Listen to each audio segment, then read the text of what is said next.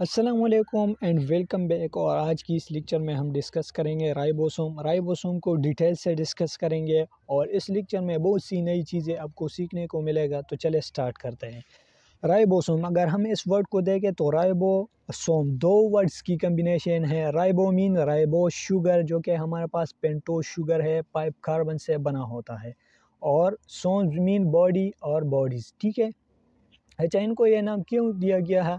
तो ribosome RNA में ये हमारे पास equal amount of RNA and protein बना होता है। तो आरएनए के थ्रू इनको ये राइबोस, क्योंकि राइबोस शुगर हमारे पास आरएनए में प्रेजेंट होता है, तो इसलिए ये नाम इनको दिया गया है। और सोमामीन बॉडीज़, ये हमारे पास इस तरह बॉडीज़ होती है, नोमेरस इन नंबर होता है, तो इसलिए इनको ये नाम दिया गया है।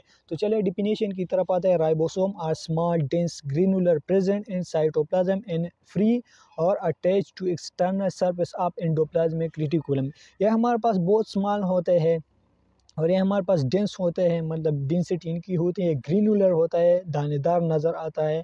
Present in cytoplasm in free और अटैच पाम, ये हमारे पास साइटोप्लाज्म में फ्री पाम में भी रहता है, मतलब किसी चीज़ से अटैच नहीं होता, और अटैच पाम में भी रहता है।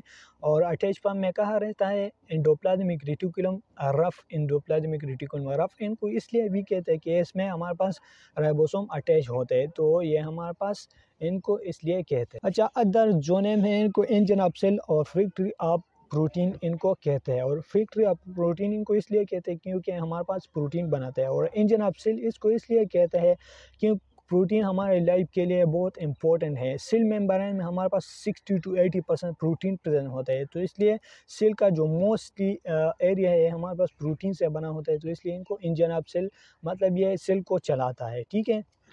डिस्कवरी की तरफ आते हैं। Tiny cell organelle about 20 nanometre in diameter, यह हमारे पास बहुत स्मॉल है, 20 नैनोमीटर इन डायमीटर होता है।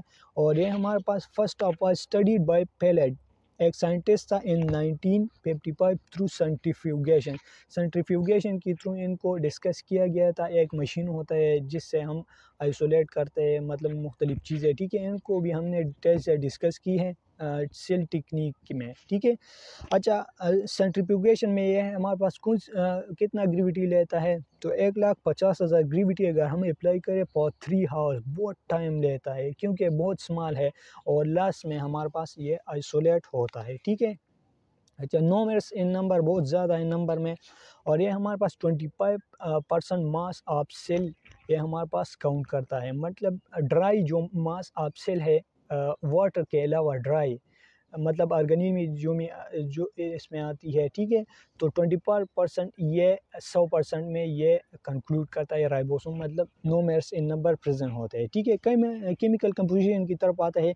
Equal amount of RNA and protein, मतलब ये हमारे पास 50% आरएनए से बनता है और 50% प्रोटीन से। राइबो न्यूक्लियो प्रोटीन पार्टिकल इनको इसलिए कहते हैं क्योंकि इनमें हमारे पास राइबो न्यूक्लियो आरएनए और प्रोटीन इसको प्रेजेंट होता है, इनमें आरएनए और प्रोटीन, तो इसलिए इनको राइबो न्यूक्लियो प्रोटीन पार्टिकल कहते हैं। अच्छा, स्ट्रक्चर की तरफ आता है। यह हमारे पास एक नॉन मेम्ब्रेनिक स्ट्रक्चर है। एक होता है सिंगल मेम्ब्रेन और ये होता है डबल, पर इनमें जो मेम्ब्रेन है वो नहीं होता, नॉन मेम्ब्रेनिक स्ट्रक्चर होता है। और ये हमारे पास most abundant in that type of cell which active in protein synthesis and secrete enzyme.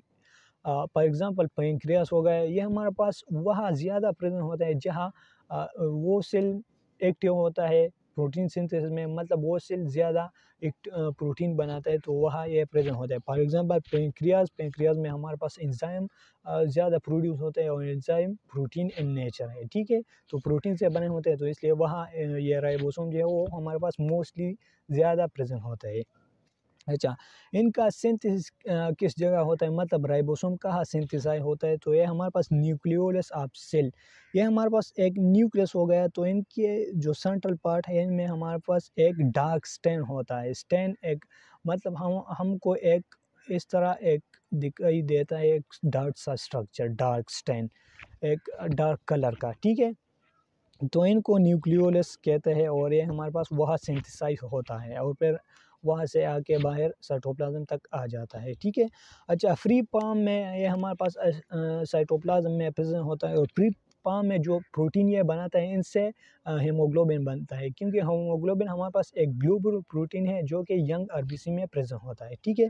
Attach farm में हमारे पास एंडोप्लाज्मिक रेटिकुलम से ये अटैच होता है, जो कि इनको कहते हैं रफ एंडोप्लाज्मिक रेटिकुलम, ठीक हो गया। अच्छा, involve in synthesis of protein with the help of messenger RNA and transfer RNA. Translation का जो प्रोसेस है इनको भी डिटेल से डिस्कस करेंगे बायो एनर्जेटिक में, बायोटेक्नोलॉजी में, ठीक है। तो उनको भी डिटेल से डिस्कस करेंगे। तो ये मैसेंजर आरएनए और ट्रांसफर आरएनए का हेल्प लेता है प्रोटीन सिंथेसिस के लिए, ठीक है। अच्छा, स्ट्रक्चर की तरफ आता है। एक इनका होता है लार्ज सब यूनिट और एक इनका होता है स्मॉल सब यूनिट, ठीक है। और ये दो सब यूनिट अटैच होता है मैग्नीशियम आयन के through in ATP. Association and dissociation depends on ATP and magnesium ion पे डिपेंड करता है। अगर ये ज़्यादा होगा तो इनकी बॉन्डनेस होगी, अगर ये कम होगी तो इनकी डिटैचमेंट होगी, ठीक है। अच्छा, पॉलीसोम एक टर्म यूज़ होता है। Many ribosome attached to the same strand of messenger RNA for protein synthesis, whole structure called polysome। अच्छा, बहुत से प्रोटीन राइबोसोम अटैच होते हैं मैसेंजर आरएनए के साथ, क्योंकि मैसेंजर आरएनए के थ्रू ट्रांसलेशन का प्रोसेस होगा, प्रोटीन सिंथेसिस होगी, ठीक है। तो इनके साथ अटैच होगा तो ये होल स्ट्रक्चर को हम कहते हैं पोलिसोम, ठीक है। और ये जो राइबोसोम है इन मैसेंजर आरएनए से थ्रू स्मॉल राइबोसोमल यूनिट के थ्रू ए अटैचमेंट इनकी होती है, ठीक है। अच्छा, अब राइबोसोमल आरएनए का क्या फंक्शन है, कैसे कहते हैं मैसेंजर आरएनए और ट्रांसफर आरएनए।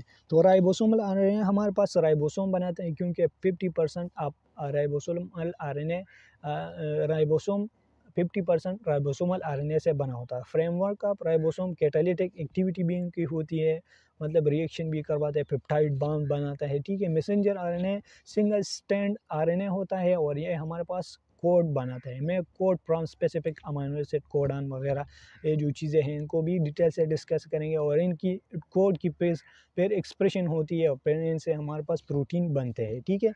अच्छा, ट्रांसफर आरएनए कैरी और ट्रांसफर स्पेसिफिक अमाइनो एसिड, जैसा कि नाम से है कि ट्रांसफर आरएनए, तो ये हमारे पास स्पेसिफिक अमाइनो एसिड को कैरी करता है, ठीक है।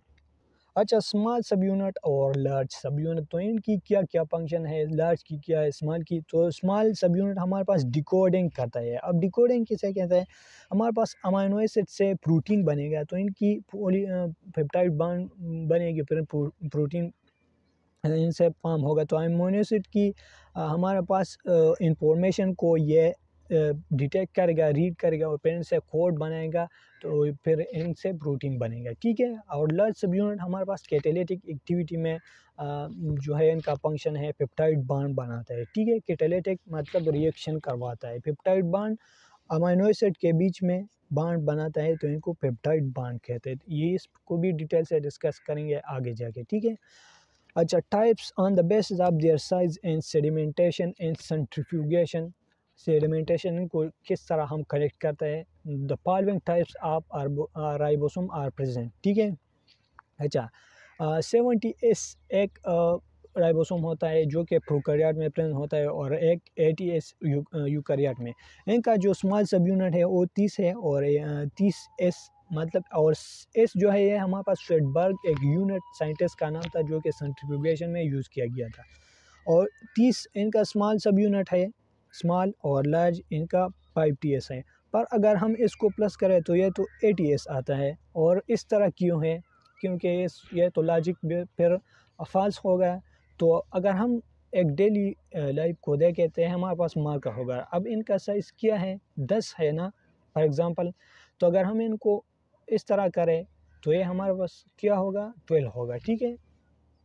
मतलब ये हमने इकट्ठा कर लिया तो इनका मास साइज़ होगा 12 सेंटीमीटर फॉर एग्ज़ाम्पल। अगर हम इनको इस तरह प्रेस करेंगे तो ये फिर 10 हो जाएगा, ठीक है। मतलब एक चीज़ें जुदा है तो इनका साइज़ ज़्यादा होगा। अगर हम इनको बाइंड करें तो इनका साइज़ फिर डिक्रीज़ होगा, मतलब एक दूसरे से एक कोलैप्स कर जाएगा इस तरह। तो इनका साइज़ इधर ज़्यादा है, इधर इनका साइज़ कम है, ठीक है। तो इस तरह ये प्रोसेस है।